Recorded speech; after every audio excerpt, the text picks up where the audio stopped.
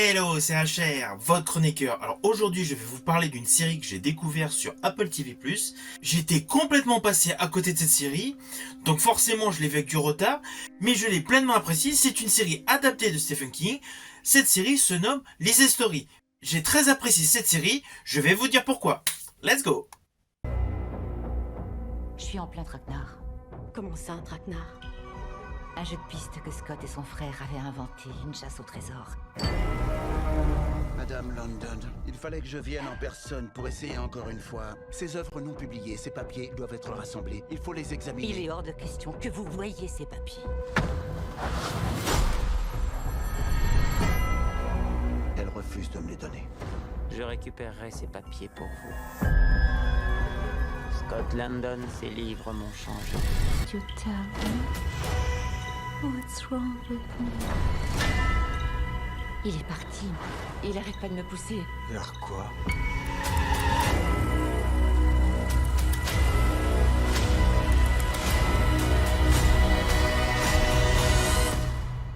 Est-ce qu'il était réel ou c'était le fruit de mon imagination? Alors le pitch de base est assez simple. Nous avons un couple assez aisé. Le mari est écrivain, vit de son écriture. Il est assassiné et il est enterré. Assez rapidement, un individu veut à tout prix récupérer les manuscrits qui n'ont pas été publiés. Mais forcément, en Prince Stephen King, il va y avoir de gros retournements de situation et surtout une autre histoire qui va se dégager sur ce postulat de base qui est assez simple.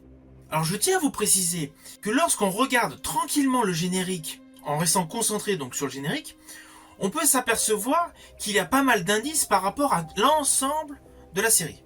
Dans ce générique, vous verrez donc la représentation du couple formé par Clive Owen et Julianne Moore. Ils sont représentés par le biais de pantins articulés. Ces deux marionnettes dans le générique sont collées ensemble, bougent ensemble. Tout à coup, il y a un peu plus de luminosité et on s'aperçoit que la marionnette représentant donc Julianne Moore se retrouve seule. Et il y a quelques pages de manuscrits qui restent. Cela représente parfaitement le début de cette série. Mais je tiens à attirer votre attention sur la qualité de l'effet visuel de ce générique de début. La mise en scène, la réalisation de ce générique donne un aspect assez particulier par rapport au produit que vous allez découvrir. Et d'ailleurs, toute la série est filmée de manière très particulière. Ça n'a aucun rapport avec le genre de série que vous avez pu voir à l'écran concernant des adaptations de Stephen King. Par certains côtés, je dirais que cette entrée en matière par le biais de ce générique met en exergue les qualités supérieures de cette série, bien évidemment qui sont en totale adéquation avec les lignes du roman de Stephen King.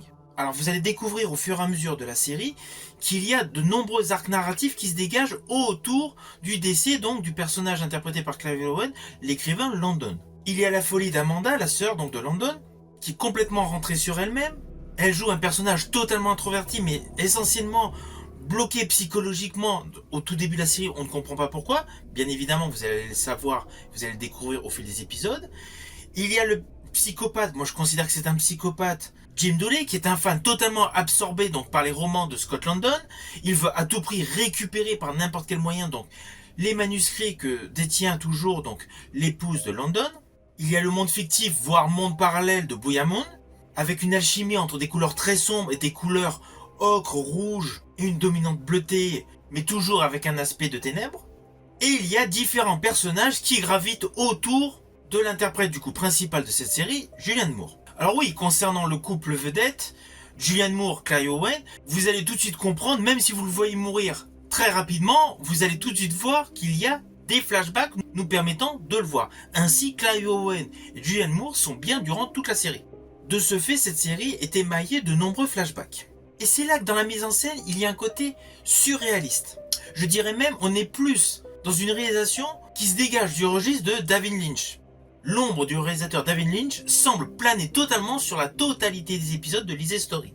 Alors concernant David Lynch, il y a deux films que j'affectionne particulièrement. Le premier n'est autre que Lost Highway. I like that. I think there's no such thing as a bad coincidence. Et le second n'est autre que Mulholland Drive. What are you doing? Get out of the car. Yeah. Ainsi, Pablo Larraín, le créateur de cette adaptation en série, utilise des codes et des genres habituellement usités par David Lynch. Je dirais même qu'il réalise une discontinuité des espaces mais également du récit.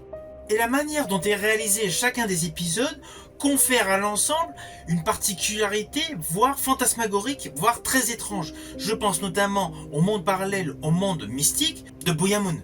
Les effets spéciaux pour rendre ce monde réel sont bluffants. Alors oui, c'est un monde complètement irréel, c'est un monde que l'on pénètre essentiellement donc par le mental, mais l'utilisation des effets spéciaux, des contrastes de lumière, votre perception colorée, je dirais même que certains plans dégagent que la lumière est parfaitement un rayonnement électromagnétique. C'est vraiment la sensation que l'on peut avoir en regardant ces plans séquences. Et tout cela confère à ce monde irréel une crédibilité à 100%.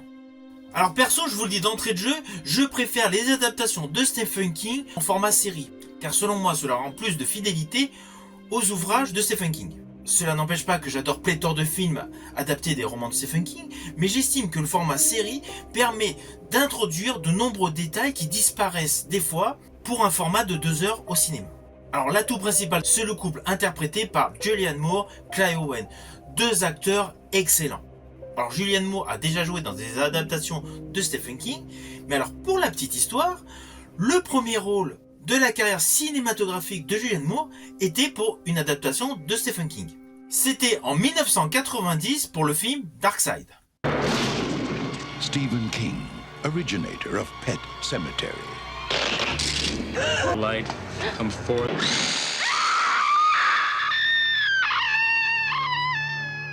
Des années plus tard, elle a à nouveau joué dans une adaptation de Stephen King pour l'adaptation du roman Carrie. Carrie qui avait été déjà fait moult fois au cinéma et à la télévision, mais là, en 2013, c'était pour Carrie, la vengeance. Le sang ne l'aurait pas Maman, frappé c'est même de pas sa dans la malédiction. Bible, je t'assure, regarde, c'est écrit nulle part.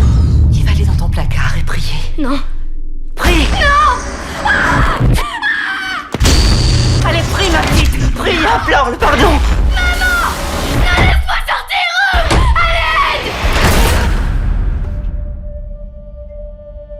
Elle a joué dans un autre film avec un côté horrifique, c'était le remake du film Psycho d'Alfred Hitchcock en 98.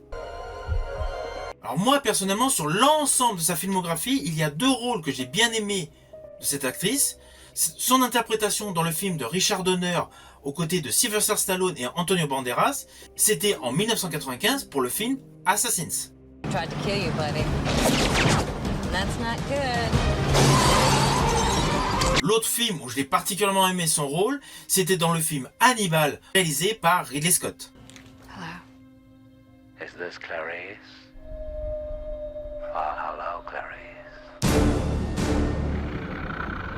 Elle a une très grande carrière cinématographique, elle a joué dans différents types de films, des films d'émotion, des films grands spectacles, des films fantastiques, films science-fiction, films aventure et des films avec de gros succès commerciaux. Je pense notamment à Jurassic Park 2, Le Monde Perdu, réalisé par Steven Spielberg.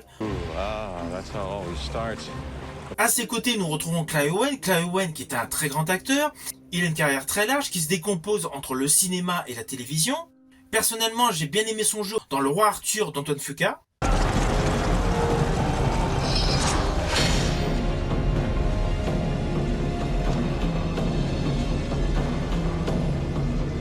Going to slaughter your people.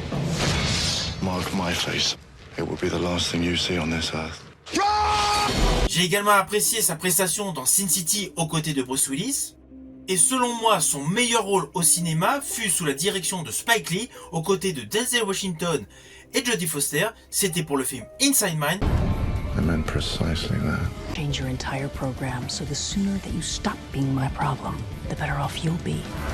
They heard everything we said. They bugged us. Keep your men back.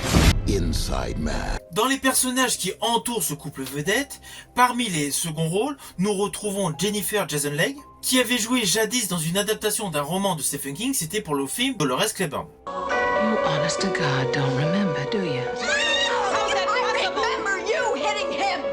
Elle a également une grande carrière qui a débuté en 1970, mais parmi ses rôles au cinéma, mes préférés sont Jeune femme partagera l'appartement, Existence et Les 8 salopards de Quentin Tarantino. Alors vous avez compris, le casting de cette série est majoritairement porté par des acteurs de cinéma, des acteurs qui ont une très grosse carrière derrière eux, des acteurs qui ont une réelle maîtrise du jeu. Et cela se voit à chaque épisode. Alors l'histoire peut en surprendre plus d'un, du fait qu'il y a de nombreux flashbacks, qu'il y a de nombreuses scènes très anxiogènes, mais c'est l'univers de Stephen King. Le monde de Boo'ya Moon peut vous désappointer, c'est évident. Mais seulement à la première vision. Plus vous allez avancer dans le déroulé de l'histoire, plus vous allez être en immersion dans cette série. De ce fait, ce monde irréel ne vous choquera plus. Et même si vous avez l'habitude de lire des romans de Stephen King, de voir des adaptations de Stephen King, le final est un final totalement inattendu. Néanmoins, comme la majorité des œuvres de Stephen King, il y a un aspect très glauque. Cela est totalement indéniable. C'est Doctor Mr. Hunt. Won't you tell me what's wrong with me? Il est parti. Il arrête pas de me pousser. Vers quoi?